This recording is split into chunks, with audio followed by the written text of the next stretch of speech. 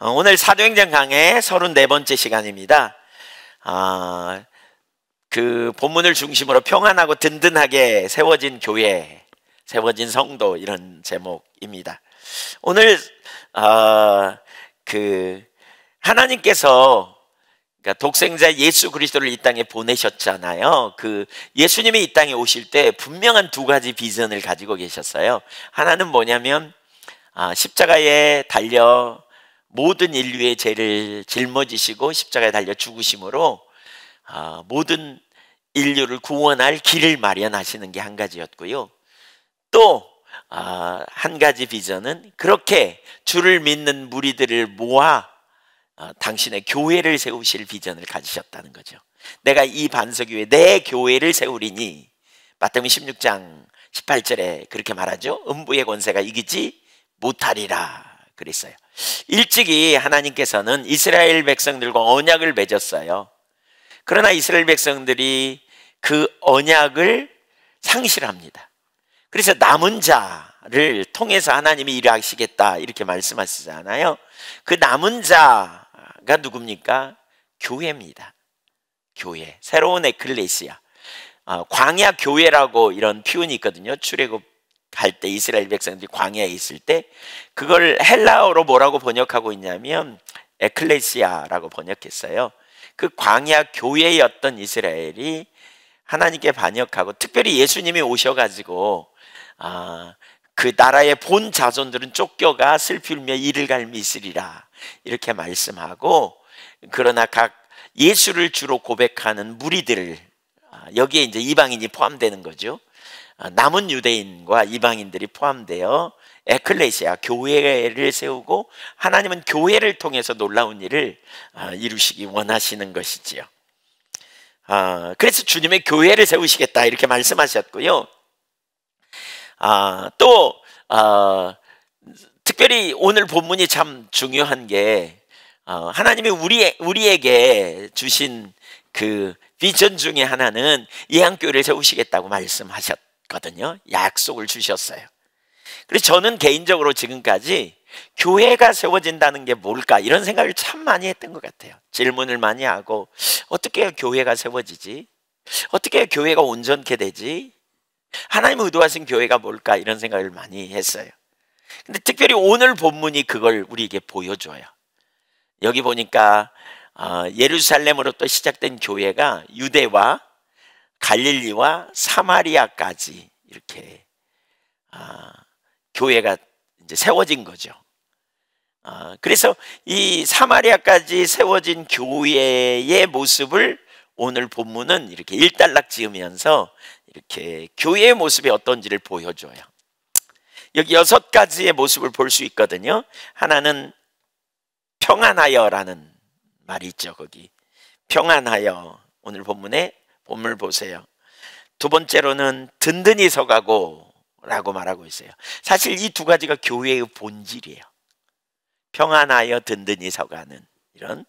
그 다음에 세 번째로는 진행하여라는 말이 있어요. 진행하여, 그러니까 나가는 거죠.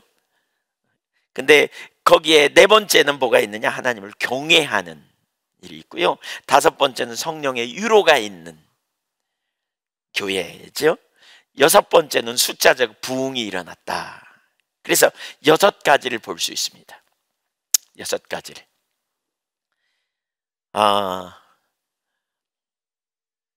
근데 제가 이 6가지를 다 살펴보려고 하다 보니까 시간이 쫓기더라고요. 그래서 오늘은 2가지를 보려고 합니다.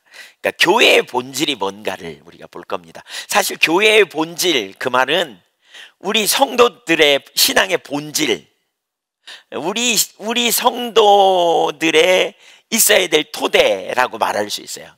교회는 뭐예요? 건물이 아니잖아요. 그렇죠? 교회는 뭐예요? 예수를 주로 고백하는 모임 공동체, 그렇죠? 예수를 주로 고백하고 성령을 받은, 성령으로 세례를 받은 무리들의 모임 공동체가 교회거든요.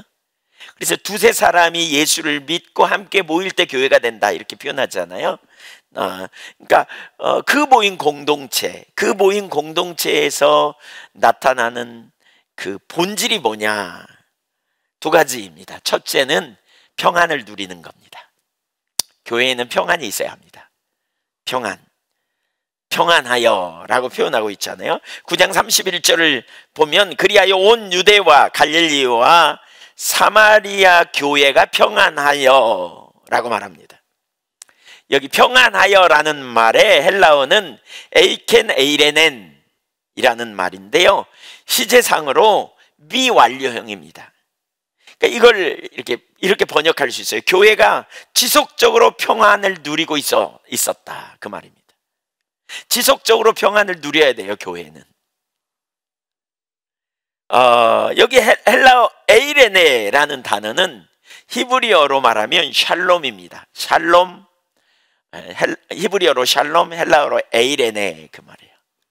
그러니까 이 샬롬, 우리 샬롬이라는 말 많이 하죠. 중동에서 이 샬롬이라는 단어를 많이 쓰는데, 샬롬이라는 말은 무슨 의미냐면 가득하다, 풍성하다, 넉넉하다, 이런 뜻이에요.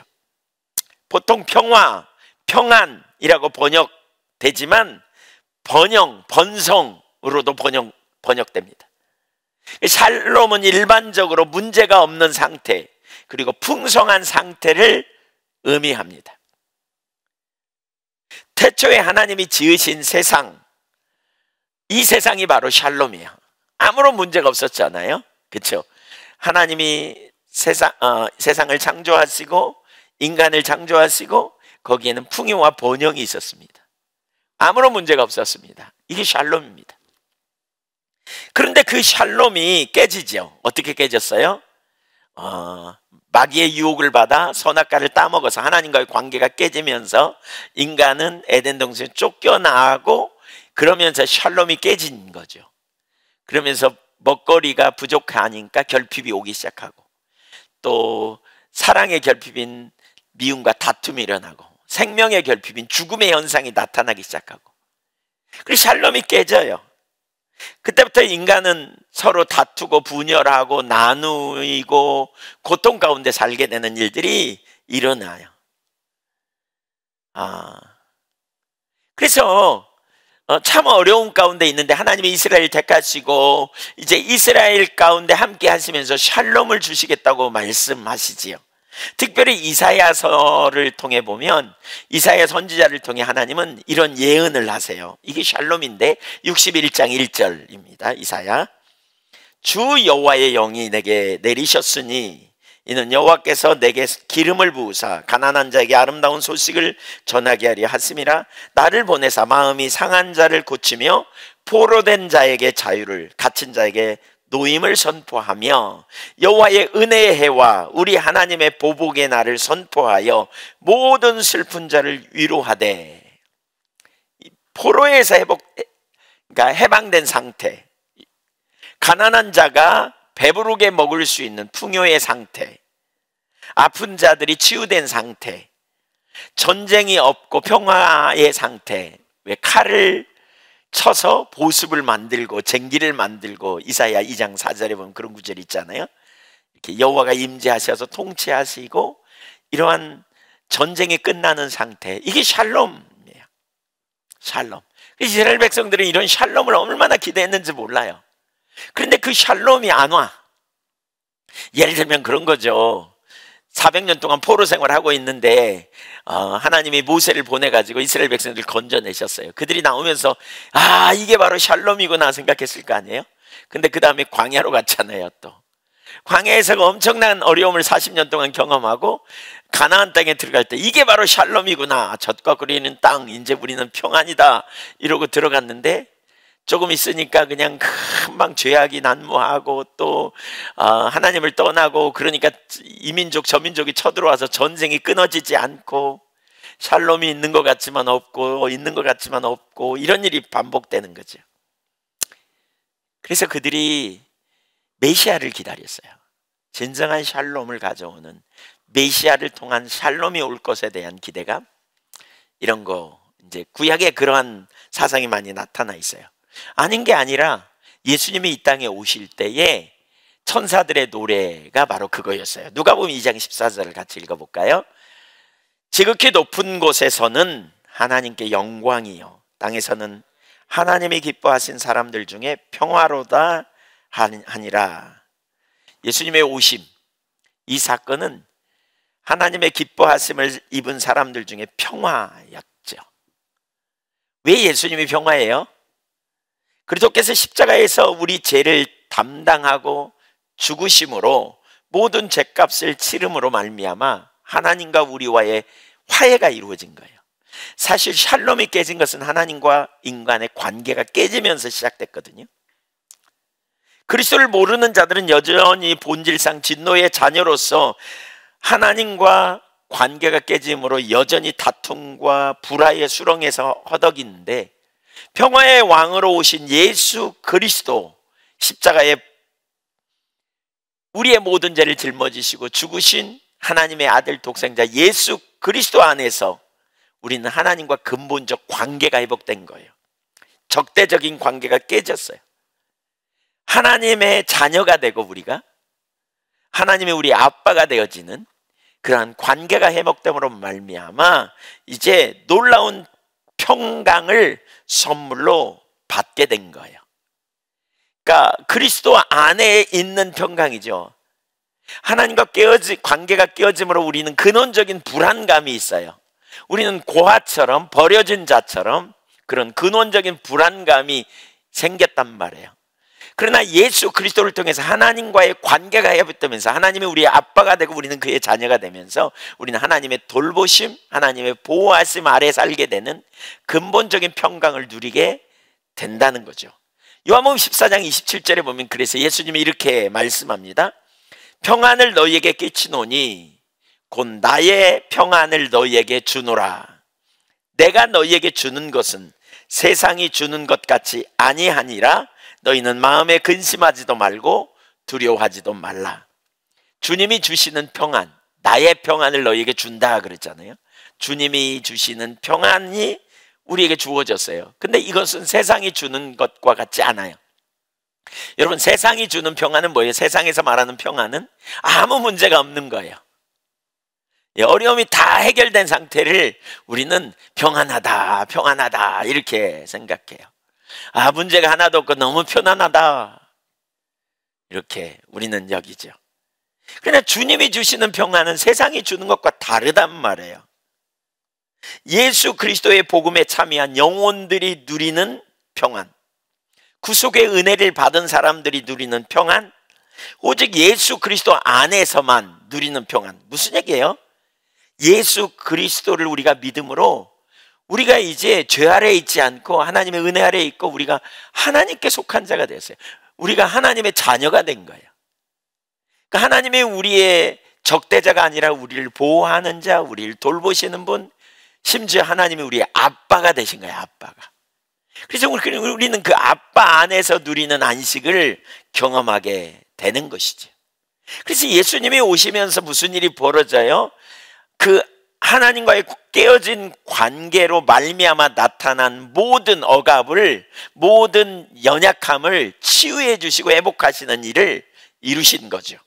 누가복음 4장 18절에 보면 이렇게 말하죠. 그러니까 이스라엘 백성들이 그토록 기다렸던 이사야 61장의 그 회복이 누가복음 4장에서 성취됨을 보여줍니다. 주의 성령이 내게 임하셨으니 이는 가난한 자에게 복음을 전하게 하시려고 내게 기름을 부으시고 나를 보내사 포로된 자에게 자유를, 눈먼 자에게 다시 보게 함을 전파하며 눌린 자를 자유롭게 하고 주의 은혜의 해를 전파하게 하려 하심이라 하였더라. 포로된 자에게 자유를, 눈먼 자가 다시 보게 함을, 눌린 자가 자유롭게 됨을, 주의 은혜의 해가 전파되는, 이게 뭐예요? 이게 샬롬이에요. 그러면서 21절 보세요.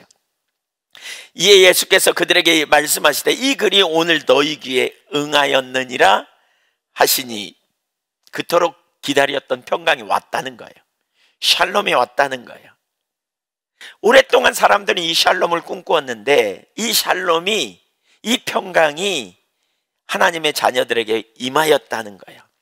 자, 한 예를 볼까요? 누가복음 8장에 보면 12의 혈루증으로 앓던 여인의 이야기가 나옵니다. 그 여인은 예수님을 향해 나아가 예수님의 옷자락을 잡고 결국 예수님이 누구냐고 말하자 예수님 앞에 나타남으로 말미암아 예수님과 만남이 있어서 만남을 통해서 육신의 질병을 치유받습니다. 근데 예수님은 육신의 질병만이 아닙니다. 그 영적인 치유도 이루십니다. 누가복음 4장 18절에 보니까 예수님이 이렇게 말합니다. 딸아, 내 믿음이 너를 구원하였으니 평안히 가라. 너에게 진정한 평안이 임하였다. 너에게 그 평강이 이제 왔다, 그 말입니다. 네, 내 믿음이 너를 구원하였다. 예수님을 만나 치유와 회복이 일어났는데요, 단순히 질병에서의 치유만이 아니에요. 이 여인은 전 존재의 치유, 전인적인 치유를 경험한 거예요. 육신의 치유뿐만이 아니라 심리적인 치유, 나아가 영적인 치유까지 경험하게 된 거죠. 궁극적인 평안, 구원의 경험을 이루게 된 것이지요. 단순히 이 샬롬은 육신적인 문제 또는 눈앞에 있는 어떤 문제 해결이 아니에요. 필요를 채워지는 역사만이 아니에요. 이 평안은 주님 안에서 얻어지는 평안이에요. 주님을 신뢰함으로 얻는 평안이에요. 주님이 공급하시고 주님이 우리의 위로가 되시고 힘이 되시고 길이 되시고 능력이 되셔서 매 순간마다 우리가 만나는 모든 문제에, 우리가 만나는 모든 상황에 가장 완전한 처방을 주시고 이끌어 가시는 그 은혜 아래서 사는, 이게 진정한 평안인 거죠. 예수님을 만났더니 치유가 되었단 말이에요.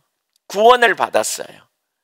이 여인은 고아처럼 살 필요가 없이 이제 주님의 자녀가 되고 주님의 은혜 아래 사는, 주님을 의지하고 주님에게 나갈 때마다 주님께서 공급하시고 도우시고 이끄시는 그 평안의 삶을 얻게 되는 자리로 가는 거예요.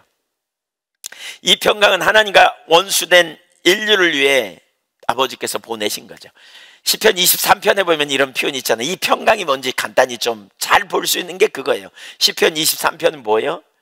과거에는 하나님과 적대적인 관계였어요. 근데 하나님이 이제 우리 아빠가 되는 거예요. 하나님이 나의 하나님이 되는 거예요. 하나님이 선한 목자가 되시는 거예요. 그래서 뭐예요? 푸른 초장 실만한 물가로 인도해 주세요. 필요를 채우시고 공급해 주시는 하나님이 되신 거예요, 이제. 그리고 사망의 음침한 골짜기를 다닐지라도 해 받을 것을 두려워하지 않아. 왜? 주께서 나와 함께 하시기 때문이야. 하나님이 나를 함께 하셔서 지팡이와 막대기로 나를 보호하시고 지켜주실 것을 알기 때문에 그러는 거예요. 그 하나님을 신뢰하고 그 하나님을 의지하고 그 하나님의 공급과 돌보심과 그리고 인도하심 가운데 있기 때문에 안식을 누리는 거예요. 환경과 상관없이 누리는 안식이죠. 세상이 주는 것은 환경이 열려야 평안이죠. 그런데 그리스도인 하나님의 백성은 환경이 열리지 않아도 평안인 거예요. 왜요? 하나님이 우리의 의가 되시고 생명이 되시고 능력이 되시니까요. 그 주님이 함께 계시기 때문에 거기 놀라운 평강이 있는 거잖아요. 그렇죠? 네. 그 과거에는 내가 염려하고 과거에는 내가 스스로 내 인생의 문제를 해결하려고 엄청 낑낑댔는데 이제 내가 그럴 필요가 없어요. 주님이 하시는 거예요. 여러분, 가정에 문제가 생기면 조그마한 어린아이가 염려합니까? 아빠가 염려합니까? 네, 똑같은 거예요. 똑같은 거예요. 하나님이 나의 아빠가 되셔서 하나님을 의지함으로 말미암아 누리는 평강인 거예요. 난 주 안에 있어요. 난 주 안에. 사망의 음침한 골짜기를 다닐지라도 해받을 걸 두려워하지 않는 거죠. 원수의 복전에서 원수가 쳐들어오는데도 염려할 게 없어. 왜냐하면 그 복전에서 나의 아버지가 나를 위하여 풍성한 식탁을 차려주셔. 그래서 내 잔이 넘치는 거죠. 예, 나에게 향기름을 발라서 대적이 공격하지 못하도록 나를 지켜주시는 거예요.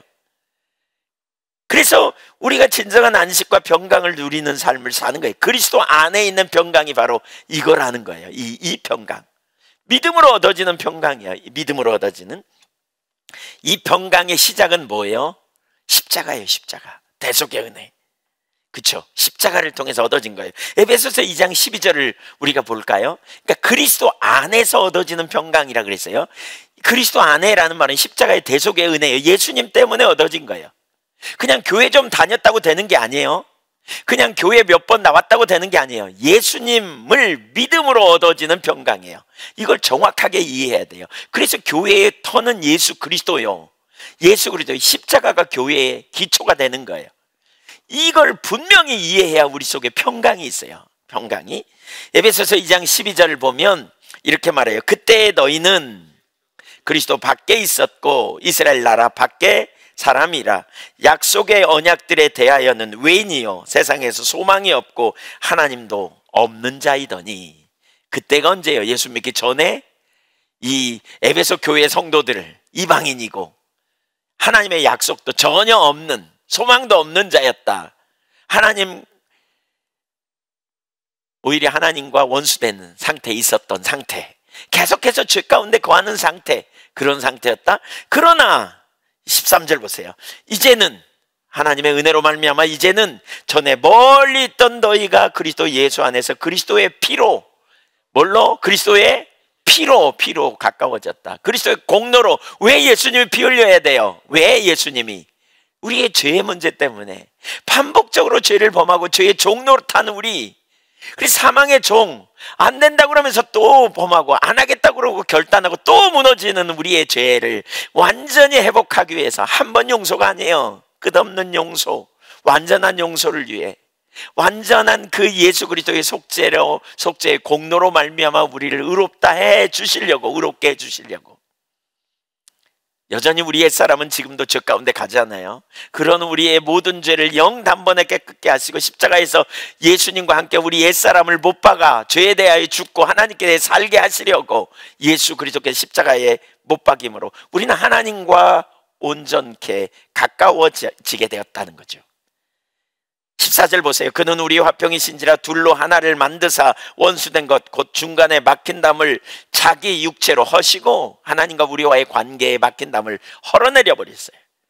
15절 법조문으로 된 계명의 율법을 폐하셨으니 이는 이 둘로 자기 안에서 한 새 사람을 지어 화평하게 하시고, 우리가 새 사람이 된 거죠. 새 사람, 소망 없는 자인데 새 사람이 되었어요. 16절 보세요. 하나님과 화목하게 하려고, 이 사건이 하나님과 화목한 관계가 된 거죠. 네. 그래서 17절 오셔서 먼 데 있는 너희에게 평안을 전하시고 가까운 데 있는 자들에게 평안을 전하셨다. 예수님 뭘 전하셨다? 샬롬이에요. 샬롬. 에이레네, 이 평안을 전하신 거예요. 평안.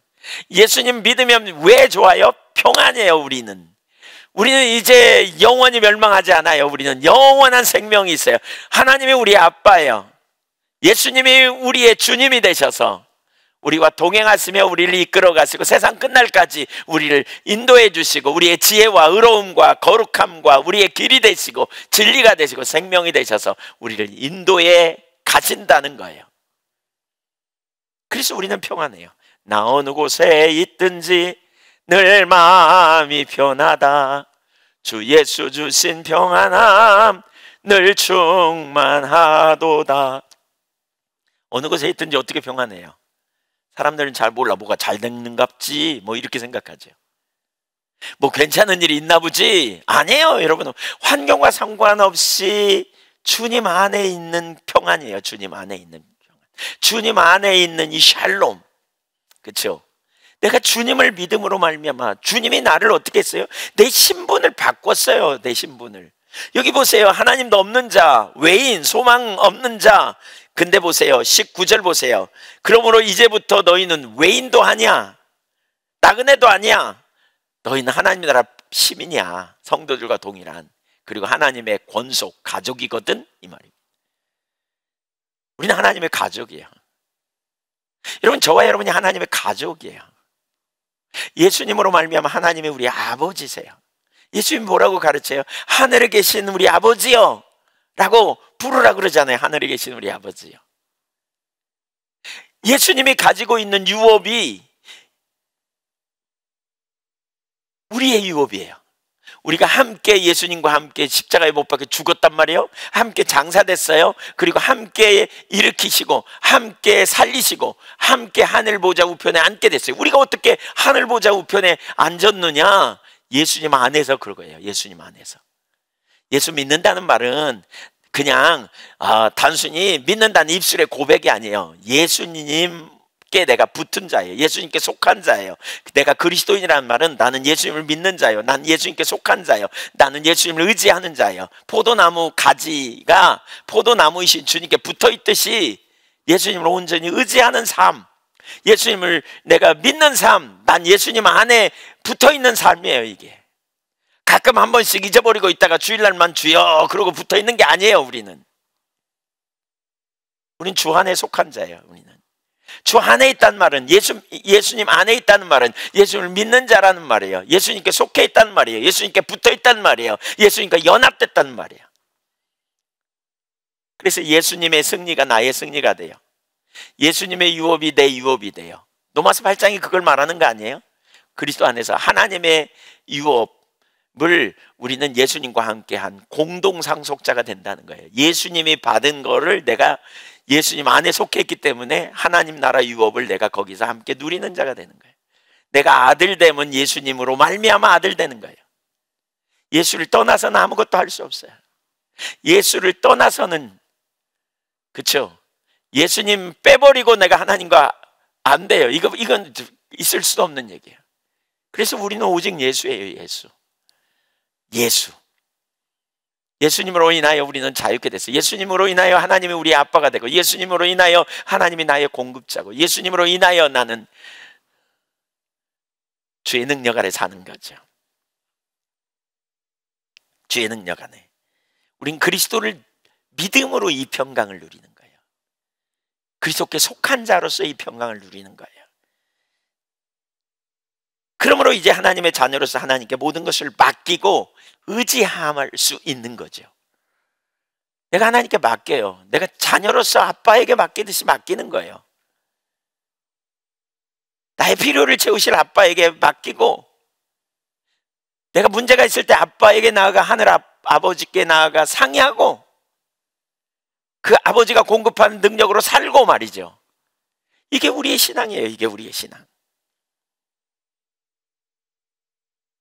그 하늘 아버지가 우리에게 오신 것은, 우리를 육신을 입고 그 독생자 예수님이 오신 것은 우리를 영원한 생명을 주시기 위해 오셨고요, 부활 승천하신 다음에 뭐예요? 내가 가면 또 다른 보혜사 성령을 보내리라 그랬어요. 성령이 왜 오셨어요? 세상 끝날까지 우리와 함께 하시려고 오셨어요.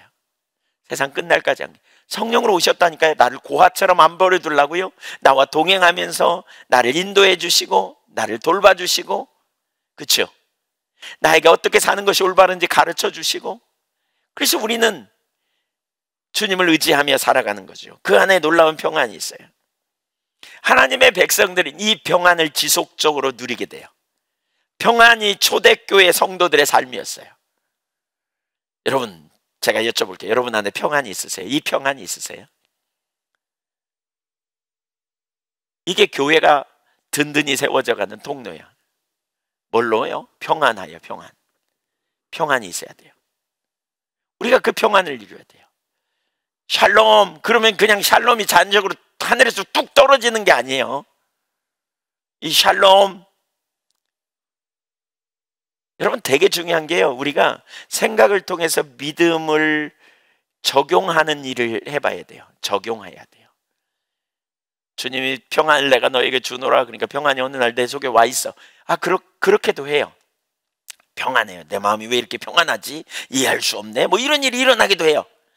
그러나 구체적으로 어떤 때는 그 평안을 우리가 적용하며 사는 게 정말 중요해요. 억지로 그렇게 되는 게 아니에요.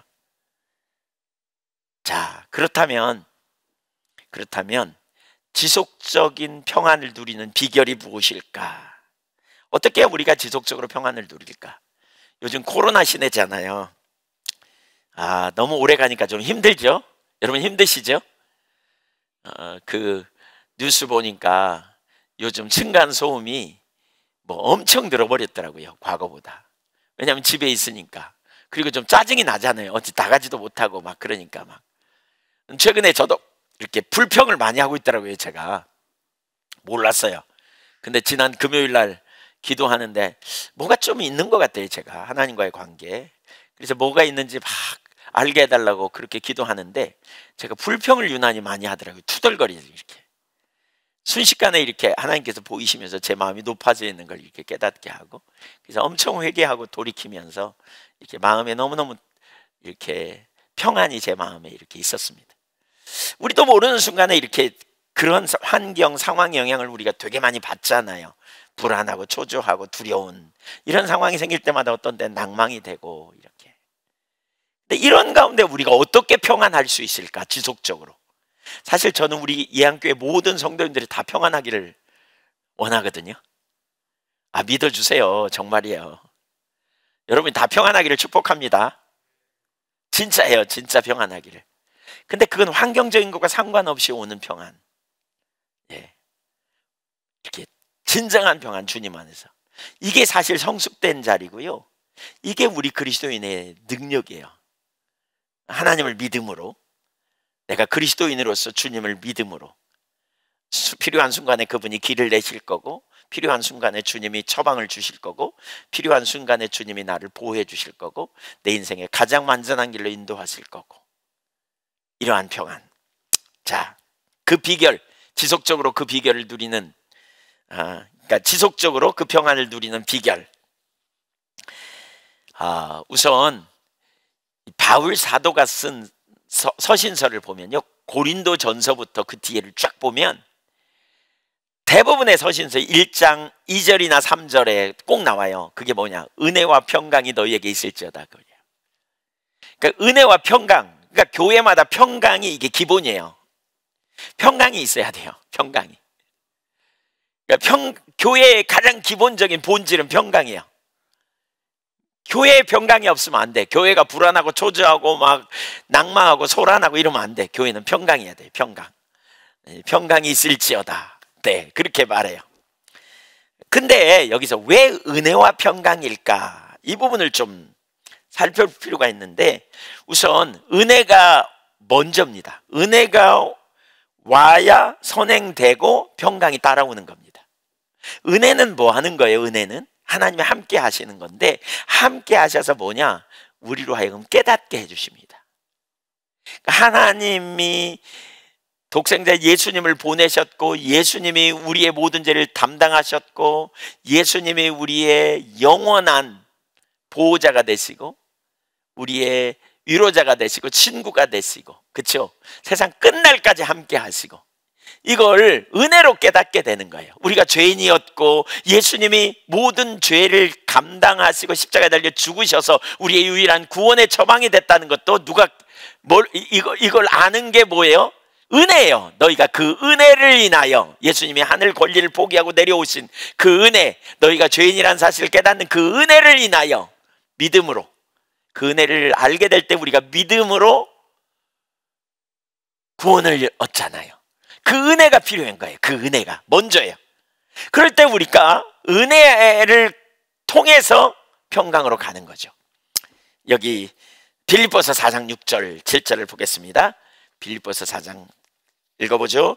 아무것도 염려하지 말고 오직 모든 일에 기도와 간구로 너희 구할 것을 감사함으로 하나님께 아뢰라. 그리하면 모든 지각에 뛰어난 하나님의 평강이 그리스도 예수 안에서 너희 마음과 생각을 지키시리라.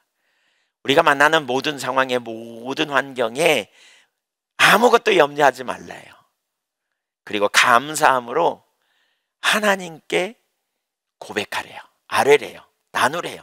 하늘 아버지께 나아가 모든 상황, 모든 문제를 가지고 상의하는 거예요. 의논하는 거예요. 아뢰는 거예요. 그러면 어떻게 된다고요? 그러면 그리스도 예수 안에서 하나님의 평강이 주어져서, 그러니까 우리 마음과 생각을 지배할 거라는 거예요. 우리가 하나님을 찾아, 이런 문제가 있어요. 하나님 이런 상황이 있어요. 하나님 지금 이런 일이 있어요. 하나님 은혜를 부어주세요. 하나님 도와주세요. 이렇게 기도하고 나가잖아요. 그러면 하나님께서 놀라운 그리스도 예수 안에서 우리에게 평강을 주셔서 그 평강이 우리 마음을 지배하는 거예요. 인과관계에 어려움이 있는데 그 평강이 우리에게 지배해. 지금 불을 보듯 뻔하게 문제가 생길 게 분명한데 내 마음에 평강이 주어져. 내 마음과 생각이 딱 주님의 평강이 사로잡히는 거예요. 그러니까 어떻게 해요? 마음이 불안하지 않고 생각이 막 요동치지 않아. 어떻게 하지? 요동치지 않아. 그게 안식이죠. 여러분, 평강은 곧 안식이거든요. 평강은 곧 안식이에요. 이게 안식이죠. 그러니까 그리스도 안에 그리스도인 삶의 교회 가운데 이 일이 일어나야 되는 거죠. 이걸 좀 더 구체적으로 좀 볼까요? 좀 더 구체적으로. 우리가 모든 일에 염려하지 않고 기도할 때 이런 일이 있는 거죠. 근데 사실 이런 평강이 무기로 작동합니다. 무기로. 영적 싸움에 이게 무기입니다. 원수마귀는 우리를 요동하고 넘어지게 하려고 그래. 근데 우리는 평안한 거죠. 왜? 주님이 평강으로 우리 마음에 주셔서 사로잡아서. 그러니까 이제 우리가 그 놀라운 자유함이 있는 거죠. 그러니까 이 평강이 뭐냐면 그리스도를 신뢰하는 거예요. 그리스도를. 하나님을 신뢰하는 거예요. 근데 자 보세요. 구체적으로 좀 더 보죠. 요한복음은 이렇게 설명해요. 요한복음에서. 요한복음 14장 26절을 보겠습니다. 같이 읽습니다. 보혜사 곧 아버지께서 내 이름으로 보내실 성령, 그가 너희에게 모든 것을 가르치시고 내가 너희에게 말한 모든 것을 생각나게 하리라 그랬어요. 누가 오시면? 여기 보혜사, 예수님이 원래 보혜사셨고요, 가셔서 또 다른 보혜사를 보내겠다 그랬죠. 이 보호하시고 은혜를 주시고 가르치시는 분. 또 파라클레이토스라는 말인데, 파라라는 말은 곁에, 그러니까 곁에 계시면서 도우시는 분, 이 말입니다. 옆에 있으면서 도우시는 분, 그 말입니다. 돈 받고 돕는 분이 아니에요. 옆에서 친절을 가지고 아주 세심한 배려를 가지고 우리를 돕는 분이에요. 아주 잘 돕는 분. 그래서 어떤 분은 그걸 뭐라고 표현하냐면 친정아버지, 친정어머니 뭐 이렇게 표현하더라고요. 예, 친정어머니, 친정아버지. 제가 가끔 기도할 때 하나님이 친정아버지처럼 유하시는 마음, 이런 게 느껴지거든요. 제가 아직 딸을 결혼 안 시켜서 친정아버지의 마음이 어떤지 모르는데 그럴 것 같아. 파라클레이토스, 성령님이 우리에게 도와주신다는 거예요. 조건 없이, 자격 없이, 말할 수 없는 탄식으로 우리를 위하여 중보하고 계시고, 그렇죠? 근데 이걸 통해서 무슨 일이 벌어져요? 여기 보세요. 보혜사 성령, 그가 너희에게 모든 것을 가르치시고, 그러니까 어떤 상황이나 어떤 환경이 있을 때 가르쳐줘. 그리고 뭐예요? 생각나게, 내가 너희에게 말한 모든 것을, 말한 것을 생각나게 하신다는 거예요. 어떤 상황에 막 두려움이 있어, 혼돈이 있어. 그래서 주님 앞에 나가 기도해. 오 하나님, 지금 이런 일이 있어요. 그랬더니 하나님 감사해요. 하나님께서, 제가 하나님 신뢰해요. 아들을 아끼지 않고 저를 구원하신 주님이 아들과 함께 주실 줄 믿어요. 그리고 기도했더니 갑자기 말씀이 생각나. 말씀이 탁 떠올라. 아무것도 염려하지 마라. 내가 너와 함께 한다. 그 순간에 무슨 일이 벌어져요? 놀라운 평강이 있는 거죠. 성령님이 무슨 일을 하느냐? 그때그때 필요한 말씀을 우리로 생각나게 하시는 거예요. 적용케 하는 거예요. 적용시키는 거예요. 여러분, 하나님이 우리와 함께 한다는 거 모르는 분 없잖아요. 그렇죠? 근데 왜 떨어요? 왜 두려워요? 그게 적용이 안 돼서 그래요. 근데 어떤 일이 탁 터지고 문제가 생길 때, 그때 하나님이 내가 너와 함께, 성령께서 내게 그 말씀을 탁 주시는 순간 놀라운 평강이 있거든요. 이런 경험 해보셨죠? 제가 과거에 교회에 막 어려움이 있을 때가 있었어요. 막 잠이 안 왔어요. 근데 잠은 잘 잤구나. 자다가 깼어요. 2번이나 깼어요. 자다가 11시에 깨고 12시에 깨고 땀이 온 몸을 적셨어요. 교회 어떻게 하지? 가슴이 막 탁탁하고 죽을 것 같았어요. 1시에 또 깼어요. 근데 갑자기 이런 생각이 들었어요. 네 교회냐 내 교회냐. 주님의 음성이에요. 주님의 교회인지 몰라요. 제가 다 알지. 근데 네 교회냐 내 교회냐, 이렇게 딱 참 눈 뜨자마자 이 생각이 툭 올라왔어요. 이게 주님의 음성이에요. 제가 그 말을 가만히 생각해 보세요. 대답하려고. 근데 주님의 교회지요. 근데 가만히 그 다음에 그냥 쫙 이해가 됐어요. 그럼 주님의 교회면 주님이 알아서 하시겠네. 내가 걱정할 게 아니라 주님이 걱정할 일이네. 그런 생각이 제 속에 딱 들었어요. 순간적으로 너무나 편안해지더라고요. 너무나 편안해져요. 그런 경우 참 많이 했습니다. 초창기에 잘 몰랐는데 어떤 데 집회 가면 하나님이 내가 너와 함께 한다 그랬어요. 근데 함께 해도 함께 하는 건 너무 감사하지만 근데 어떻게 하지 이랬거든요. 시간이 지나면서 하나님이 함께 하신다는 약속 한마디면 끝이더라고요. 하나님이 함께 하시면요, 그 다음에 필요한 말씀을 주세요. 인도에 가시고요, 하나님만 하실 일들을 이루세요. 그러니까 무슨 일이 벌어져요? 놀라운 평강이 있는 거죠. 여기 26절에 그러잖아요. 내가 말한 모든 것을 생각나게 하리라. 적용시킨다는 거예요. 가르쳐 주고 적용시켜요. 우리 이론적으로 많이 알아야 능력이 아니에요. 사실 많이 알아도 하나님께서 말씀하시고 깨닫게 하시는, 잘 들립니까? 말씀하시고 깨닫게 하시는 이 적용이 안 되니까 문제인 거예요. 오늘날 너무나 많은 사람이. 그게 영적 소경이에요. 알긴 아는데 삶을 적용을 못 시키니까. 근데 성령님이 그 일을 해요. 그 다음 구절 보세요. 27절 시작. 평안을 너희에게 끼치노니 곧 나의 평안을 너희에게 주노라. 내가 너희에게 주는 것은 세상이 주는 것 같이 아니하니라. 너희는 마음에 근심하지도 말고 두려워하지도 말라. 바로 이게 평안입니다. 성령님을 통해서 평안이 우리에게 오는 거예요. 여러분, 평안은 환경이 바뀌어야 되어지는 게 아니고요, 환경 바뀌기 이전에 환경과 상관없이 주님의 말씀이 우리를 평안으로 인도해요. 아멘. 주님의 말씀이 우리를 평강으로 인도하는 거예요.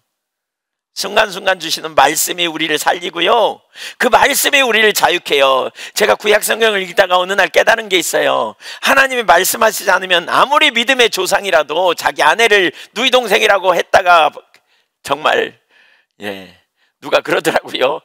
그런 부분 읽으면 성경이 베스트셀러가 될 수밖에 없는 것 같다고. 왜냐하면 막장 드라마라고, 성경이 막장 드라마. 어떻게 믿음의 조상이 자기 아내를 누이 동생이라 그러냐? 그렇지 않아요? 믿음의 조상이 말이죠, 그 하갈과 은근슬쩍 그냥 이렇게 동침해가지고 아들을 낳고 그냥 시침이 뚝 떼면서 그냥 이렇게 살아가는. 근데 그랬던 아브라함도요, 하나님이 말씀하시면 달라져요. 하나님이 침묵하시면 정할 길로 가요. 여러분, 여기 중요한 비밀이 있어요. 우리가 왜 평강이 없는 줄 아세요? 왜 우리 삶이 안 변하는 줄 아세요? 이러한 하나님과 동행하는 삶이 되어져야 돼요. 그러니까 우리 신앙은 하나님과 인격적인 친밀한 교제가 되어져야 전환이 일어나고요, 하나님이 말씀하실 때 우리 삶에 근본적인 전환이 일어나고 회복되고 새로워지고 진정한 평강도 거기에서 일어나는 거예요. 거기에서. 평안이 어디서 오냐를 보여주는 거죠. 문제가 있을 때, 환경 속에서 두려움 가운데 나아갈 때, 기도할 때 하나님은 은혜를 부어주시는데, 그 은혜가 뭐냐? 말씀을 깨닫는 거죠.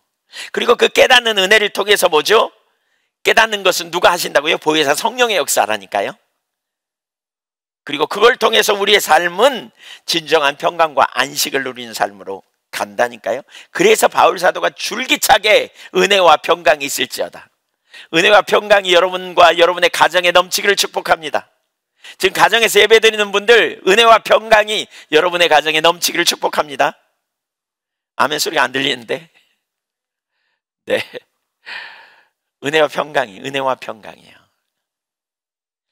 그래서 우리 신앙은 형식적인 신앙이 아닌 거죠. 찬송가 413장을 지은 분이 스페포드 씨거든요. 근데 이 스페포드는 성이 스페포드입니다. 근데 이 스페포드는 미국에서 살았는데 일남 사녀였어요, 자녀가. 근데 아들이 그냥 병으로 죽었어요. 그래서 사업도 막 흔들흔들 해가지고 막 실패한 상황이고, 너무 어려운 상황이잖아요. 그래서 이제 영국으로 이렇게 가요. 근데 가족이 다 가려고 했는데 자기는 무슨 일이 있어가지고 남고 아내하고 딸들 4명만 먼저 배 태워서 보내요. 근데 가는 도중에 배가 그냥 전복돼 가지고요, 아내한테 이런 전복이 와요. 이런 전보가 와요. 혼자만 살았음. 이렇게. 옛날에 전보는 짧게 오잖아요. 이렇게. 영어로 2글자만 딱 온 거예요. 그때 무슨 생각이 들었겠어요? 참 힘들었겠죠. 그로부터 한 달이 지난 다음에 이제 자기 아내하고 자기만, 둘만 남았잖아요. 배를 타고 영국으로 가요, 미국에서. 근데 가는 중간에 선장이 그러는 거예요. 어느 지역을 지나는데 한 달 전에 여기서 배 사고가 났다고. 그래서 많은 사람이 죽었다고. 그 말을 듣는데 잠이 안 오는 거예요, 이 스패포드. 그러지 않겠어요? 자기 자녀들이 죽은 그 시신도 못 건진 얼마나 마음이 아팠겠어요. 그래서 잠을 못 자고 있는데 그날 밤에 하나님께서 그에게 말씀하세요. 이제 우리 그 413장 우리 찬송에는 번역이 안 돼 있거든요. 그 영어 가사를 보면 이런 내용의 1절을 보면 평화가 강처럼 나의 길에 찾아들고 슬픔이 큰 바다 물결처럼 몰아칠 때 나의 운명이 어떠할지라도, 그러니까 당신이 내게 말씀하고 가르쳐 주신 것, 그것은 내 영혼이 족하도다 라는 거예요. 하나님 말씀하셨다는 거예요. 가르쳐 줬어요. 그 순간에 네 은혜가 좋게, 내가 너와 함께, 이 말씀이 그의 삶을 바꾼 거예요. 그래서 내 영혼 평안해 평안해 이런 찬양을 그가 가사를 쓴 거죠. 내 영혼. 네.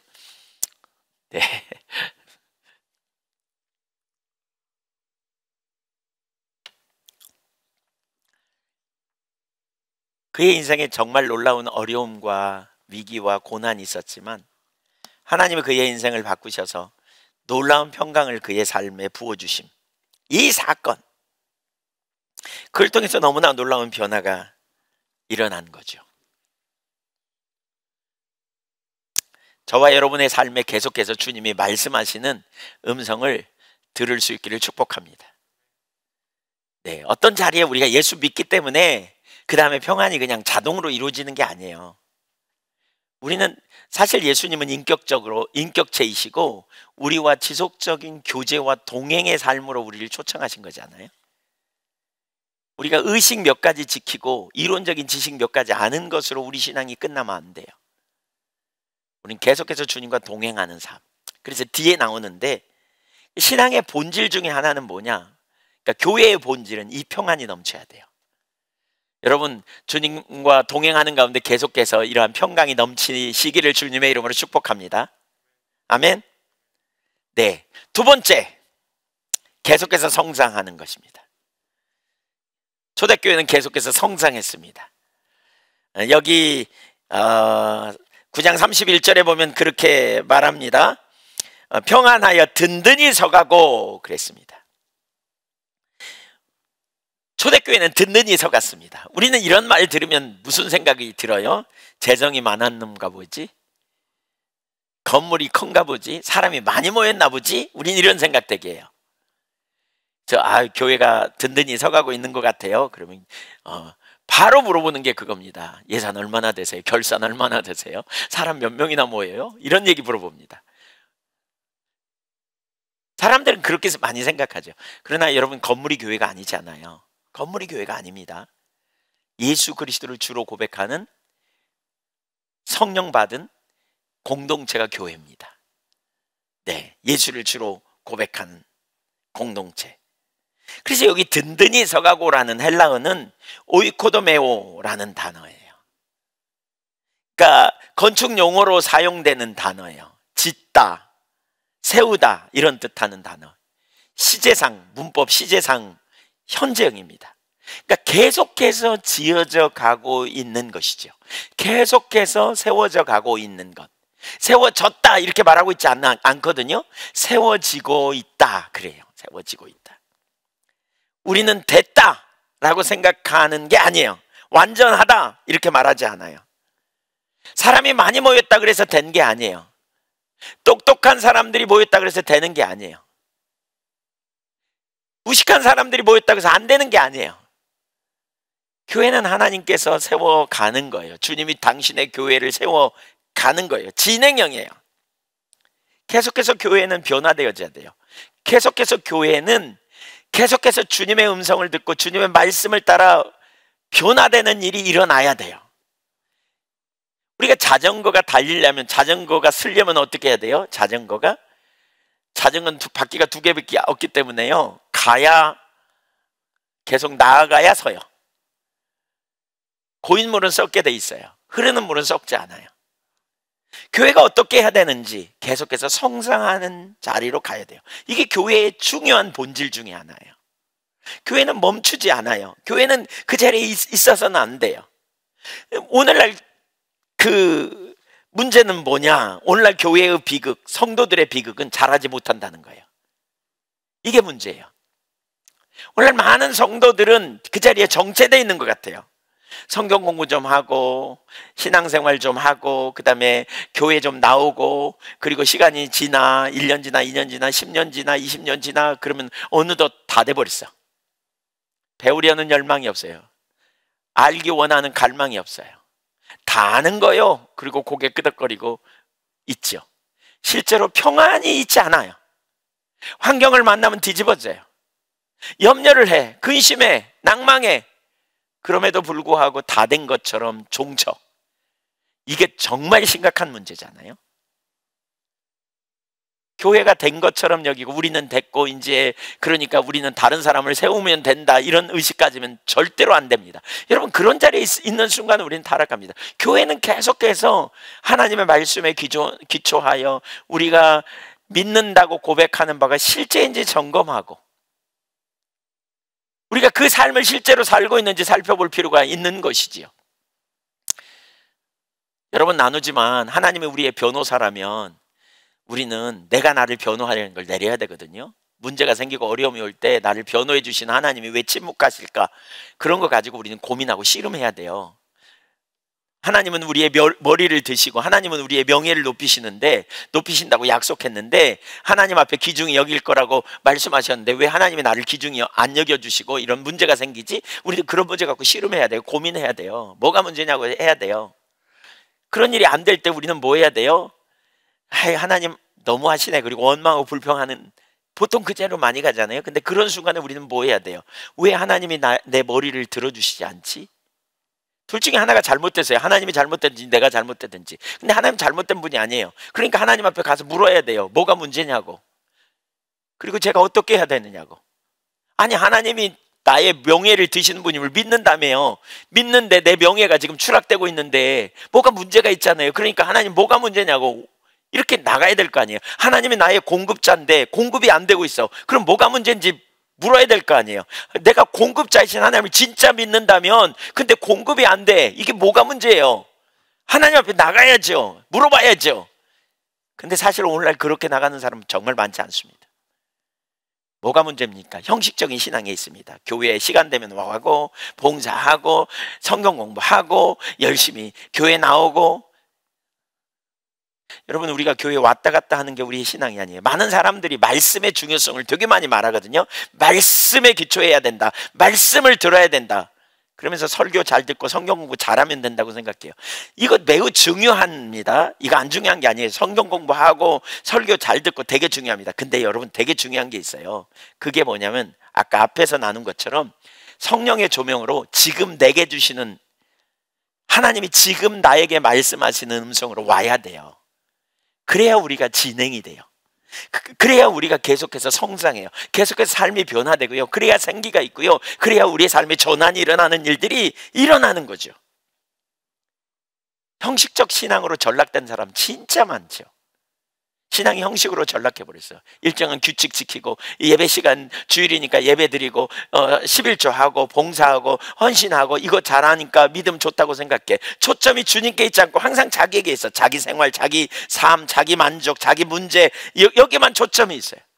아니에요. 그게 우리의 신앙이 아니에요. 우리 신앙은요, 인격적인 하나님과의 교제고, 하나님은 우리를 하나님과의 사랑의 관계로 초청한 거예요. 우리가 먼저 택한 게 아니에요. 하나님이 먼저 우리를 택하셨고, 우리가 알기도 전에 독생자를 아끼지 않고 내놓으셔서 우리를 자녀 삼으셨어요. 하나님은 나를 원하는 거죠. 하나님은 여러분을 원하는 거예요. 하나님은 우리와 친밀한 사랑의 관계를 원해요. 그래서 성경에 뭐라 그러지? 지속적으로 너희가 내 음성을 듣고 라는 말을 하잖아요. 지속적으로 우리는 선한 목자, 양을 위하여 목숨을 버리신 요한복음 10장에 말하는 것처럼 선한 목자의 음성을 듣고 성령의 조명으로 깨닫고 우리는 계속해서 살아있는 교제가 되어져야 돼요.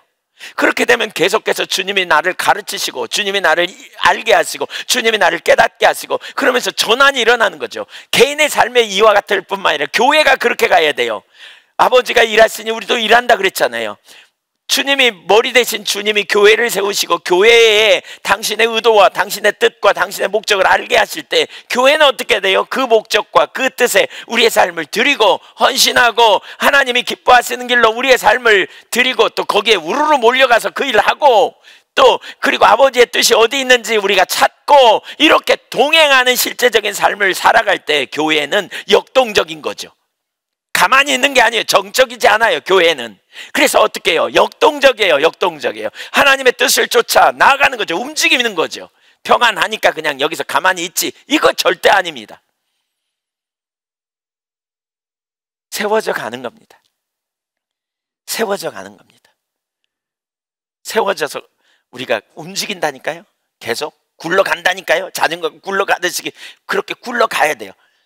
역동적인 하나님과의 관계성 안에서 이 일이 이루어져요.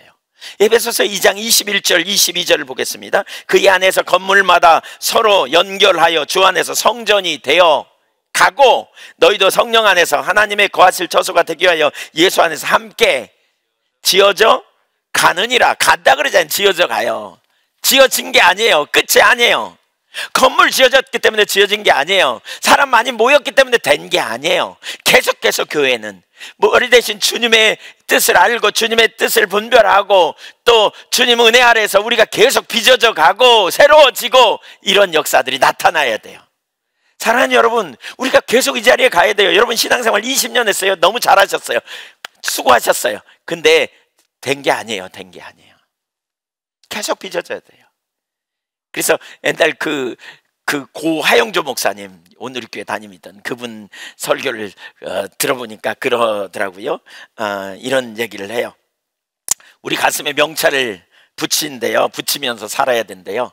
그러니까 어떤 사람이 그랬대요. 가슴에 명찰을 붙이고 살아야 된다. 근데 뭐라고 붙이느냐? 공사 중 이렇게 쓰고 살아야 된다는 거예요. 공사 중. 나는 아직 공사 중입니다. 우리 교회는 아직 공사 중입니다. 그러니까 공사 중이면 무슨 일이 있어요? 좀 시끄러워요. 먼지가 날려요. 공사 중이면 질서가 안 잡혀 있어요. 그래도 괜찮아요. 왜요? 지어져 가니까. 지어져 가니까. 엉터리로 되어 있는 상태로 그냥 가만히 머물러 있는 것보다 훨씬 나아요. 교회는 계속 지어져 가는 거예요. 성도들은 계속 지어져 가는 거예요. 터덕거리는 그러한 상황이 있지만 그러나 공사 중이에요. 그러니까 이쁘게 봐주는 거예요. 그러니까 우리가 다른 사람을 존귀 여기는 거예요. 서로 뭐 십자가 복음 한다는 교회가 이 정도밖에 안 되냐? 공사 중이에요. 공사 중. 분명히 공사 중이면 분명히 더 나아지거든요. 우리가 계속 빚어져 가면서 계속 나아져 가야 돼요. 그게 교회예요. 그게 하나님의 백성들이에요. 됐다고 생각하지 마세요. 그래서 바울 사도가 뭐라 그랬어요? 우리는 이 자세를 배워야 돼요. 바울 사도가 그렇게 말하죠. 빌립보서 3장 12절에 내가 이미 얻었다 함도 아니요 온전히 이루었다 함도 아니라 오직 내가 그리스도 예수께 잡힌 바 된 그것을 잡으려고 달려가노라. 그러면서 그 뒤에 보세요. 형제들아 나는 아직 내가 잡은 줄로 여기지 않는다. 바울 사도보다 더 많이 아는 사람이 어디 있어요? 바울 사도보다 더 많이 그리스도를 아는 사람은 어디 있어요? 근데 잡은 줄로 여기지 않는데 바울 사도보다 더 많이 헌신하고 더 많이 봉사하고 더 부활의 능력을 바울 사도보다 아는 사람이 어디 있어요? 근데 잡은 줄로 여기지 않는데요. 뒤에 있는 것은 잊어버린대요. 오직 한 일, 원띵. 한 가지 일. 내가 한 가지 일을 한다. 뭐냐? 뒤에 있는 건 잊어버렸다. 과거에 체험한 거, 과거에 아는 거 내리고요. 매번 신선한 하나님과의 만남, 매번 새로워지는 하나님의 은혜를 계속 구하면서 나가는 거예요. 계속 주님 찾으면서 나가는 거예요. 주님 알기를 갈망하고 주님을 사모하고 말씀하시면 삶을 전환하고 말씀하시면 바꾸고 아니라고 생각하면 조정하고 말이죠. 이게 교회가 되어져야 돼요. 여러분 이런 자세가 있는 사람 알고 계신가요? 이런 사람들은요 모여서 회의할 때 있잖아요. 이런 사람들이 모여서 회의하면 강한 자기 주장 안 해도 돼요. 강하게 주장 안 해도 돼요. 그냥 얘기 몇 마디 하면 이 기도하는 사람들이기 때문에 그냥 알아. 생각해보고 하나님 앞에 살펴보고 그리고 삶을 전환하고 이래요. 그러니까 교회가 평안하고 든든히 서가는 이런 구조가 되면요 시끄럽지 않아. 잡음이 안 생겨. 제가 우리 장로님들 새로 이렇게 할 때 회의하면서 이제 우리 그 수련회 할 때 이거 나누려고 그랬었는데 못 나눴는데, 우리 회의하면서 서로 이렇게 얘기할 때 이렇게 주장하는 자세가 필요 없어요. 제 생각에는 이게 옳은 것 같습니다. 목소리 막 이렇게 하면서 이런 거 할 필요가 없어요. 이런 거. 왜요? 기도하면서 하나님 뜻을 분별해 가니까. 하나님 뜻이 아니. 자기 뜻 하나도 안 중요해. 하나님의 뜻이면 돼. 이 목소리 우리가 크고 막 이렇게 주장하는 자세로 하면 다른 사람들이 시험 들거든요. 선교회 안에서도 마찬가지고, 이게 부부간에도 마찬가지예요, 여러분. 알면 하는 거예요. 이렇게 말 한마디만 하면 알아. 본인이 생각해봐. 기분 나쁘게 할 게 아니라는 거죠. 그렇게 해야 화평해. 평화가 있는 거죠. 변화되고 새로워지기를 열망하는, 우리가 바울처럼 이런 자세를 가지고 설 수 있기를 간절히 원해요. 이사야 66장 2절 이 부분만 좀 보죠. 거기 중반부에 보면 이런 자세를 말해요. 물은 마음이 가난하고 심령이 통회하며 내 말을 듣고 떠는 자, 그 사람을 내가 돌본다, 이렇게 말해요. 하나님 누구를 돌보신다고요? 마음이 가난해요. 하나님 말씀을 듣기 원하고, 심령에 통해요. 내가 잘못 가고 있지 않나. 오 하나님, 하나님의 길을 알게 해주세요. 그러다가 하나님의 말씀이 오면 그 말씀을 너무 소중히 여겨 그 말씀 앞에 떨어 기꺼이 전환하고 기꺼이 삶을 조정하고 이렇게 나가는 사람, 이 사람을 하나님이 좋아한다고요. 돌봐준대. 그런 사람. 이런 교회가 돼야 돼요. 우리 이런 성도들이 돼야 돼요. 아멘. 믿음으로 행하는 이런 성도들. 그러니까 형식적인 신앙에 머물러 있으면 진짜 큰일 나요. 오늘날 제가 볼 땐 너무나 많은 교회, 그러니까 많은 성도님들이 진짜 오래 신앙생활 한 분들 보면 그냥 신앙이 뭔지 다 알아, 머리로 이렇게. 과거에 체험도 있어. 근데 현실적으로는 현재 최근에 하나님의 음성을 들은 적이 거의 없어. 여기 음성을 듣는다는 말은 보혜사 성령께서 조명하셔서 우리의 상태를 깨닫게 하거나, 아니면 하나님의 누구인지 알게 하거나, 목적을 선명하게 알게 하거나. 사실 하나님의 음성을 들으면 우리 속에 전환이 일어난다니까요. 제가 금요일날 그런 경험이 있었다 그랬잖아요. 저도 모르게 불평하고 제가 보니까 그날 깨닫게 하셔서, 제가 그 다음날, 제가 그 전날 저녁에 막 생각하고 그 다음날 제 아내랑한테도 제가 그러니까 사과하고요, 용서를 빌고요, 스태프들한테도 용서를 빌었습니다. 하나님이 안 보이시면 전혀 몰라요. 깨닫게 해주셔야 돼요. 여러분, 이것이 우리 그리스도인의 삶이죠. 이게 교회의 본질이에요. 인격적인 하나님과 사랑의 관계 가운데. 그래서 평강이 있는 거죠. 세상이 줄 수 없는 평안을 너에게 주노라. 세상이 줄 수 없는 평안. 평화로다 하늘 위에서 내려오네. 어떤 분은 그러더라고요. 그 찬양만 하면 그냥 마음이 차분해지고 평안해진다고.